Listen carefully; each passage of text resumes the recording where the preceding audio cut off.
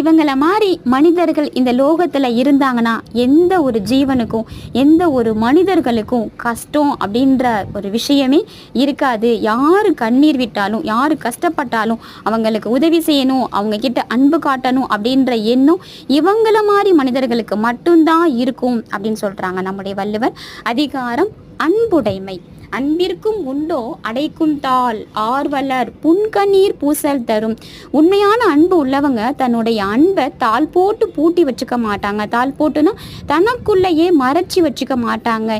எப்படி பிறர் கஷ்டப்படும் போது பிறர் கண்ணீர் வடிக்கும் போது அவங்களுக்கு ஆறுதலாகவும் அவங்களுக்கு சில உதவிகள் செய்யணும் அப்படின்ற நோக்கத்துல தான் இருப்பாங்க அப்படின்னு சொல்றாங்க. யாரு உண்மையான அன்பு உள்ளவங்க மட்டும்தான் இந்த மாதிரி எண்ணம் கொண்டவர்களாக இருப்பார்கள் அப்படின்னு சொல்றாங்க நம்முடைய வள்ளுவர்.